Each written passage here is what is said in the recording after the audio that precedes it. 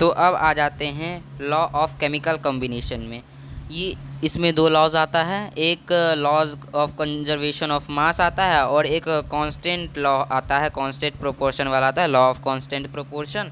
तो इसमें दो लॉ आता है, दोनों लॉ को अलग अलग साइंटिस्ट ने दिया है। तो पहला लॉ जो है लोवेशियर दिया है, और दूसरा लॉ कौन दिया है, दूसरा लॉ जो है जोसेफ एल प्रोस्ट ने दिया है। कौन दिया है, जोसेफ एल प्रोस्ट ने दिया है। लॉज ऑफ केमिकल कॉम्बिनेशन का सेकंड लॉ दिया है। तो पहला law, law of conservation of मास, वो लोवेशियर दिया है। तो हम लोग अभी उसी को पढ़ेंगे, जो लोवेशियर ने दिया है जिस लॉ को। तो स्टार्ट करते हैं। तो इसमें पहला लॉ में दिया रिएक्शन कोई केमिकल रिएक्शन को समझने से पहले हम लोग को रिएक्टेंट्स और प्रोडक्ट के बारे में समझना पड़ेगा। रिएक्टेंट्स क्या है, प्रोडक्ट क्या है, तो ये सब के बारे में समझना पड़ेगा। ठीक, तो समझते हैं। तो रिएक्टेंट्स होता है, ये एक सब्सटेंस होता है, सॉरी यहाँ पर ये जो है डिस ये गलत है। तो सब्सटेंस जो होता है जो कि कंबाइंड होता है कोई भी केमिकल रिएक्शन में, उसको रिएक्टेंट्स कहते हैं। तो रिएक्टेंट्स का ये एक डेफिनेशन है, the substance which combine together in a chemical reaction are known as reactants. हम लोग जो है केमिकल रिएक्शन को देखेंगे, उसमें रिएक्टेंट्स कौन है और प्रोडक्ट्स कौन है वो भी देखेंगे। तो अभी फ़िलहाल के लिए ये देख लो कि रिएक्टेंट्स जो है वो सब्सटेंस है जो कि कंबाइंड होता है केमिकल रिएक्शन में, तो उसी को रिएक्टेंट्स कहते हैं। और उससे जो फॉर्म होता है रिएक्टेंट्स, जब केमिकल कॉम्बिनेशन में जब वो एक साथ रिएक्ट करते हैं किसी दूसरे केमिकल से, तो उससे जो निकलता है, उससे जो सब्सटेंस बनता है, तो उसको प्रोडक्ट कहते हैं। ठीक, उसको क्या कहते हैं, उसको कहेंगे product. Where the new substance form as a result of chemical reaction, जो कि केमिकल रिएक्शन का रिजल्ट बनता है, मतलब उससे जो फॉर्म होता है, तो उसी को प्रोडक्ट कहेंगे। उसको क्या कहेंगे, उसको हम लोग कहेंगे प्रोडक्ट। तो आप देखो केमिकल रिएक्शन यहाँ पर दिया हुआ है, केमिकल रिएक्शन ये देखो, ये और ये क्या है, ये और ये जो है वो है रिएक्टेंट्स। क्या है, रिएक्टेंट्स। रिएक्टेंट्स देख लो एक बार, ये और ये दोनों रिएक्टेंट्स है। और ये जो केमिकल रिएक्शन है, ये केमिकल रिएक्शन ये यहाँ पर हो रहा है, और ये जो हो रहा है, ये जो फॉर्म हुआ है, और ये क्या है, ये है प्रोडक्ट है। ये क्या है, प्रोडक्ट है। और ये क्या है, ये दोनों है रिएक्टेंट्स। ये क्या है, ये है रिएक्टेंट्स। ये सब जो है ये रिएक्टेंट्स है। ठीक, समझ लिए। तो केमिकल रिएक्शन बहुत ही इजी होता है समझना। अब laws of conservation of mass हम लोग समझेंगे। Laws of conservation of mass क्या होता है, तो हम लोग ये देख लिए, ये है रिएक्टेंट्स, और ये क्या है, और ये है प्रोडक्ट। ये प्रोडक्ट है, और ये क्या है, ये रिएक्टेंट्स है। तो हम लोग ये देख लिए हैं। अब क्या देखेंगे, अब बस देखना है, लॉज देखना है जो लोवेशियर ने दिया था। लोवेशियर ने जो लॉज दिया था उसको कहेंगे laws of conservation of mass. तो वो क्या होता है हम लोग वही समझेंगे। देखो, in a chemical reaction the total mass of product, जो मास है प्रोडक्ट का, इसका जो मास है, इसका अगर हम इसको वेट करेंगे, कोई वेटिंग मशीन से, वेइंग मशीन से हम लोग इसको वेट करेंगे, तो इसका जब टोटल मास आएगा जब प्रोडक्ट का, वो इक्वल होगा रिएक्टेंट्स के। अगर हम लोग रिएक्टेंट्स का मास पहले देख ले, पहले वेइंग मशीन से हम लोग देख ले, और उसके बाद जो केमिकल रिएक्शन हुआ, वो जो रिएक्ट होके बना, और वो जो रिएक्शन हुआ उसके बाद जो मास देखेंगे वो मास सेम रहेगा। तो mass can not be destroyed. Mass जो है कभी भी डिस्ट्रॉयड नहीं होता है, नहीं बनता है। ठीक, मास वही का वही रहता है। ठीक, तो इसमें लिखा है केमिकल रिएक्शन जो टोटल मास है प्रोडक्ट का वो इक्वल रहेगा total mass of reaction. So there is no change in mass during the chemical reaction. तो केमिकल रिएक्शन में कोई चेंज नहीं होता है। तो mass can not be created nor be destroyed in a chemical reaction. तो हम लोग ये समझिए, जब ये समझ लिए हैं तो केमिकल रिएक्शन भी बहुत ही इजी हो गया समझना। तो अब हम लोग एक एग्जांपल लेके देख लेते हैं क्या होता, कैसे जो है मास जो है डिस्ट्रॉयड नहीं होता है। अगर हम लोग एक एग्जांपल लिए, अगर हम लोग ले लिए कैल्शियम कार्बोनेट, अगर हम लोग ले लिए अगर हम कैल्शियम कार्बोनेट ले लिए,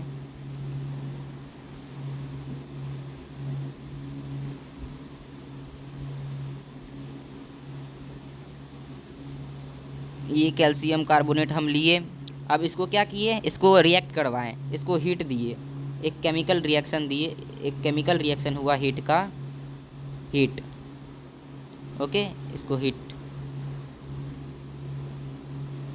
और ये जब हीट हुआ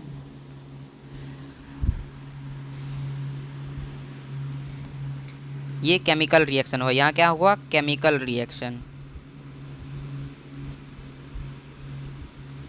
और हम लोग इसको वेइंग कर लेते हैं, वेइंग मशीन से इसको वेट कर लेते हैं। तो इसका वेट जो है, इसका वेट, इसका मास जो है, इसका मास कितना है, इसका मास देखो 100 ग्राम है, इसका मास क्या है, 100 ग्राम है। और हम इसको हीट किए, केमिकल रिएक्शन हुआ, केमिकल रिएक्शन जो है, केमिकल रिएक्शन जब हुआ तो इसका इससे क्या बना, इससे बना कैल्शियम, कैल्शियम ऑक्साइड बना, और क्या बना, कार्बन डाइऑक्साइड बना।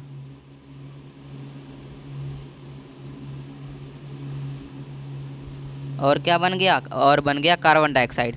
जब इस दोनों को केमिकल रिएक्शन के बाद जो प्रोडक्ट निकला है, ये प्रोडक्ट है, तो इस प्रोडक्ट को जब वेइंग किया गया, तो इसका जब वेइंग किया गया वेइंग मशीन से, तो इसका क्या निकला, इसका जो है, इसका निकला ये केमिकल, ये कैल्शियम ऑक्साइड का, कैल्शियम ऑक्साइड का वेट जो है, कैल्शियम ऑक्साइड का इसका वेट जो है कितना निकला, इसका वेट जो है 56 निकला, 56 ग्राम। और इसका कार्बन डाइऑक्साइड का कितना निकला, कार्बन डाइऑक्साइड का 44 ग्राम। अब दोनों को ऐड करो, अगर हम लोग दोनों को ऐड करते हैं तो कितना आता है, दोनों को अगर हम लोग ऐड करते हैं तो इसका आता है 100 ग्राम। कर लो, इसका ऐड करके देख लो, 56 + 44 100 आएगा। तो एक बार चेक कर लो क्या 100 आता है या नहीं, 100 आएगा ही, क्योंकि मास जो है कभी भी डिस्ट्रॉयड नहीं होता है, कभी भी क्रिएट नहीं किया जा सकता है, ठीक। तो हम लोग इसके लॉ को समझ लिए। अब जैसे इंडिया में जो थे महर्षि कनद थे, और भी बहुत सारे फिलोसोफर थे इंडिया के, और ग्रीक के भी बहुत सारे साइंटिस्ट थे, डेमोक्रिट्स थे, लुइसपस थे, ये सब जो साइंटिस्ट थे, ये सब का कोई एक्सपेरिमेंटल प्रूव नहीं था जिसके कारण वो रजिस्टर कर पाए। तो इसका जो है प्रूव, ये अपना laws of conservation of mass का प्रूव दिए थे। अब इसको कैसे वेरीफाई करेंगे laws of conservation of mass, तो अभी हम लोग वही देखेंगे, हाउ टू वेरीफाई इट। तो experiment to verify laws of conservation of mass. तो एक कॉनिकल फ्लैक्स ले लिए, first of all we take the conical flask, एक कॉनिकल फ्लैक्स लिए। कॉनिकल फ्लैक्स कुछ इस तरीके का होता है, एक कॉनिकल फ्लैक्स ले लिए हम लोग, उसमें हम लोग एक रबर कॉर्क लगा दिए, ये है rubber cork, black and white है, ये रबर कॉर्क है, ये कलर होता है, ये है रबर कॉर्क। और इस रबर कॉर्क में एक थ्रेड डाला गया, एक थ्रेड डाला गया, और उसको जो है अंदर में टेस्ट ट्यूब डाला गया। रबर कॉर्क को बंद करने से पहले एक टेस्ट ट्यूब डाला गया, और टेस्ट ट्यूब में एक थ्रेड बांध दिया गया, और वो थ्रेड जो है, वो थ्रेड बाहर की ओर कर दिया गया, थोड़ा सा बाहर की ओर कर दिया गया, और टेस्ट ट्यूब को इस तरीके से रखा गया जो कि रिएक्ट नहीं करे। उसके बाद एक कोनिकल फ्लास्क में थ्रेड रखा गया, यहाँ पर देखो थ्रेड है। अब ये देखेंगे कि कोनिकल फ्लास्क में क्या है। अब देखो कोनिकल फ्लास्क में जो है बेरियम क्लोराइड सॉल्यूशन है, बेरियम क्लोराइड सॉल्यूशन है, और अंदर में जो स्मॉल टेस्ट ट्यूब है, टेस्ट ट्यूब में, अब टेस्ट ट्यूब में क्या है, अब टेस्ट ट्यूब में जो है वो है sodium sulphate solution, sodium sulphate solution है। और कोनिकल फ्लास्क में क्या है, बेरियम क्लोराइड सॉल्यूशन। तो हम लोग दोनों का देख लिए, दोनों में क्या क्या चीज़ है, कोनिकल फ्लास्क में बेरियम क्लोराइड सॉल्यूशन, और टेस्ट ट्यूब में क्या है, सोडियम सल्फेट सॉल्यूशन। अब देखो, अब रिएक्ट नहीं कर रहा है, अब इसको वेइंग मशीन से वे करके देखते हैं। अब वेइंग मशीन से जब वे किया तो इसका मास जो आया, इसका मास आया x ग्राम आया इसका, ठीक। उसके बाद जो है ये जो थ्रेड था, ये ऊपर में जो थ्रेड था, ये थ्रेड जो देख रहे हैं टेस्ट ट्यूब से जो बंधा हुआ जो थ्रेड था, ये ऊपर की जो ओर गया था उसको रबर कोर को थोड़ा ढीला करके उसको नीचे किया गया, जो कि वो नीचे पूरा गिर जाए और रिएक्ट कर जाए। और जैसे ही रिएक्ट किया क्या बन गया, बेरियम सल्फेट, और बेरियम सल्फेट बना और सोडियम क्लोराइड बना जब वो रिएक्ट करके फॉर्म हुआ। तो ये क्या है, ये प्रोडक्ट था। ये क्या था, ये प्रोडक्ट था। अब हम लोग देखेंगे किसका, रिएक्टेंट्स का देखेंगे।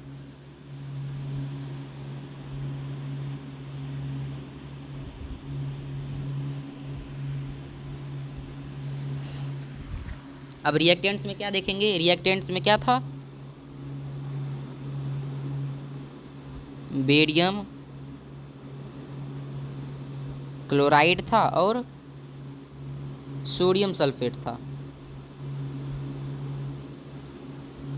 सल्फेट सॉल्यूशन था।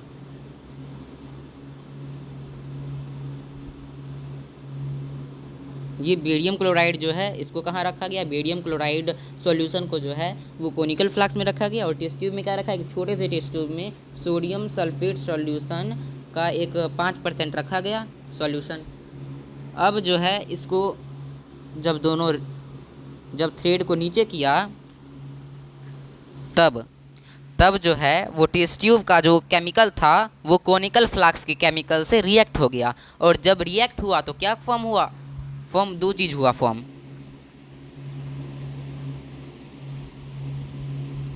बेरियम सल्फेट और क्या फॉर्म हुआ, और सोडियम क्लोराइड।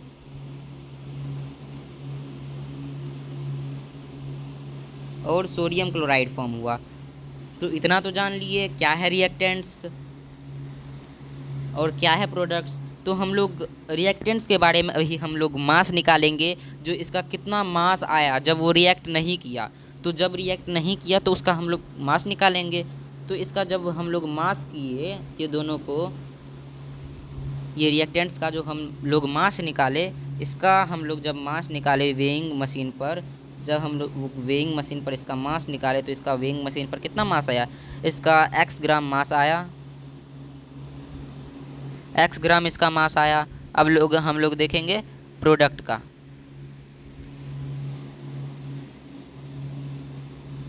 अब प्रोडक्ट का भी देख लेते हैं।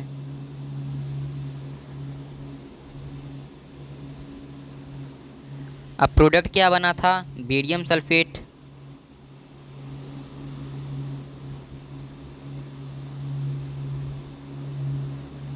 और क्या बन गया इससे और बना सोडियम क्लोराइड। दो चीज़ फॉर्म हुआ, ज़रूरी नहीं एक ही चीज़ फॉर्म होगा, दो भी चीज़ फॉर्म हो सकता है, तीन भी चीज़ फॉर्म हो सकता है, ठीक। सोडियम क्लोराइड, ये बेरियम सल्फेट और सोडियम क्लोराइड। अब ये इसका भी जब वेइंग मशीन से इसका मास निकाला गया, इसका मास कितना है, इसका मास जो है, इसका भी मास जो है x ग्राम आया।